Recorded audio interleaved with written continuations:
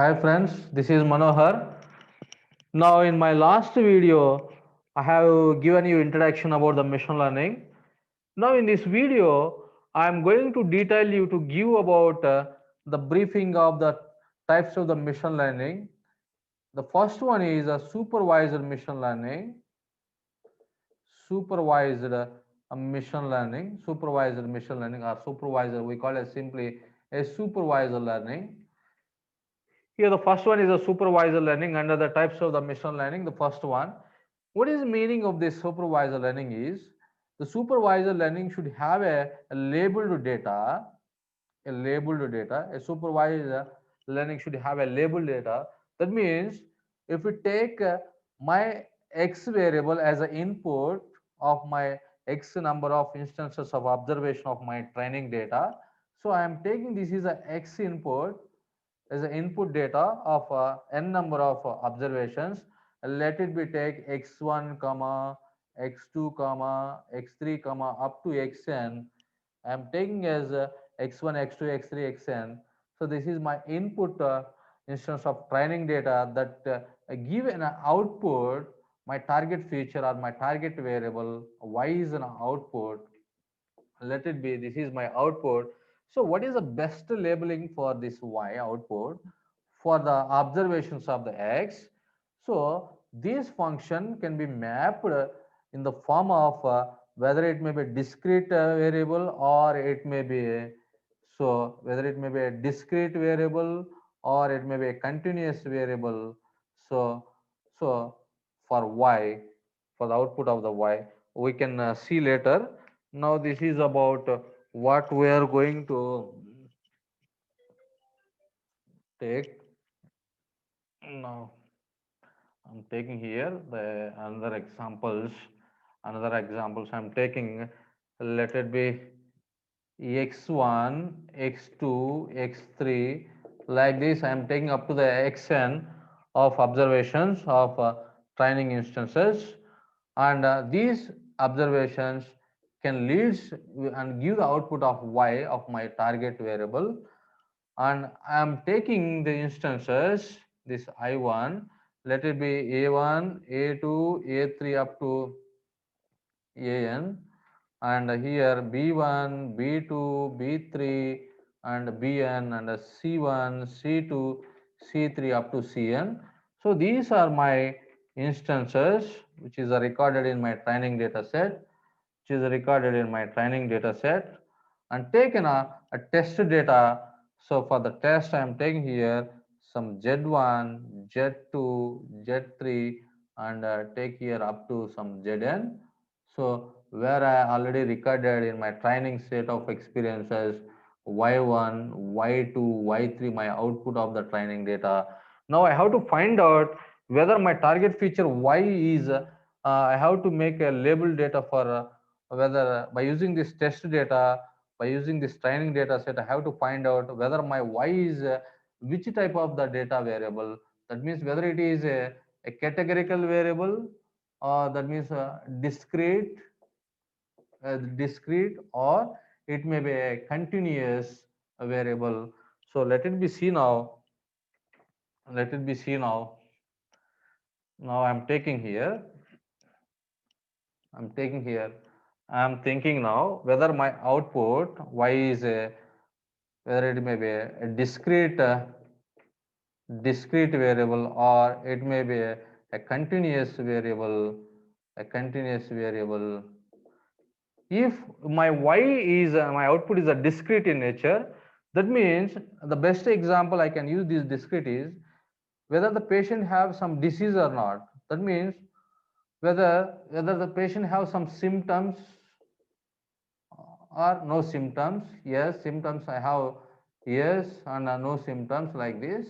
So I'm going to classify my data into the patient have a symptoms and don't have a symptom. That means I am going to make a categorical variable, whether yes or no, or if it may be rains or it may rain, whether tomorrow will be rain or it may not rain, like this. I am going to classify the discrete variable and continuous variable. I am going to take where the data is continuously changing, it's varying in nature. Let it be take the rain has been coming from sorry, the rain is coming as some 9 centimeters, some 1 centimeter, and to 5 centimeters like this. I'm taking some just example. Or if you take some prices has been increasing of the consumer household, some products, daily products, like from 10 rupees to 20 rupees, 10, 20, 30 like this. This is continuously our temperature changing from 40, 42, 43, 44 like this. I'm taking going to take a continuous variable in nature. Now let us see for the discrete. I am going to make some classification plane functions like this, where I am having some labeled data for so I am going to make some labeled data with one type of a category as a label and another type of the categorical data. So like this.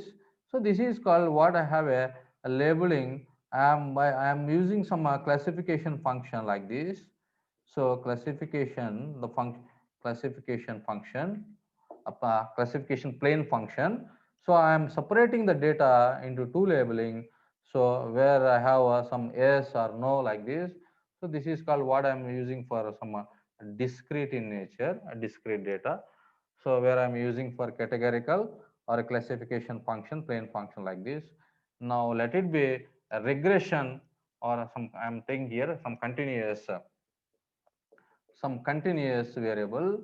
Take some continuous variable. Let it be take the best example for that. I have taken my dependent variable is a q. So qd, quantity demanded of a particular good, I am taking as a y variable. Let it be a y variable, and the price of the good I am taking as a so px. I am taking as a x input variable. If I am taking here, if my price increases 10 rupees to 20, 20 to 30, 40, 50 like this, if my price increases, automatically my quantity demand, earlier I am consuming my goods and every month some 10 kg, so 8 kg, some 7 kg, some 6 kg, some 5 kg like this. Means if the price of the X input will increases of 10, 20, 30, 40, 50 like this, my quantity demanded or individual quantity demanded by the consumer preference has been decreasing from 10 kg to 8 kg, 7 kg. Means here the impact of this variable price will impacting to the this quantity demanded. So here an indirect relationship will exist between this x variable and y variable. Let it be take the graph now. So I am taking in the graphical in nature. So here I have a negative relationship because one variable is increasing, another variable is decreasing. Let it be take, if I am taking here on quantity demanded, so I am taking here some 10 kg, some here 8 kg, some 7, 6, 5 like this. That means here my x variable I am taking here the price of the x variable. Here I am taking a quantity demanded is on y axis. If my price increases from 10, 20, 30, 40, 50 like this, that means if my price increases initially at the 10, my is a 10 kg, that means I am taking the point, I am mapping now the points for continuous variables from 10 to 10 kg. If the price increases, goes on like this on x observations, my preference of the consumption has been decreasing and demand is going to decrease. So some 20 to 8 kg has been fallen the demand, like this 30 to 7 kg, 40 to 6 kg, and 50 to 5 kg. That means if my price will increases on x-axis, x observations of the training set of instances, and my output variable is going to be recorded, it is slowly decreasing in the trend from 10 kg to 8 kg, 7 kg, 6 kg, 5 kg like this. My quantity demand is going to be slowly decreasing. So that indicates this is a negative slope. Let it be, this is the slope of the negative slope. So the my slope has been slowly it has been a negative. Why? Because one variable increases, another variable decreases. So let it be my straight line general form c minus mx like this. This is why, because if it is a negative slope. If it is a straight line is my, let it be now, if if my slope is a positive slope, generally we know that for the this is the regression of a negative regression. Let it be now like this. If my price increases, sorry, if we take another one in a macro, this is a micro level. If we take a macro, already I explained you, right? This application of machine learning we can apply in a economic theories also, macroeconomics. Let it be, if the demand increases here, I am taking here opposite. Here independent variable is x, here dependent variable is a demand here, but here it is opposite. Here if the demand increases of x-axis, that means don't confuse here. Here dependent variable is, here dependent is demand, here independent is price. But here dependent is here price. Here if quantity demand macro level, all people are preferring more products, more and more consumption means automatically price also in economy will increase like this.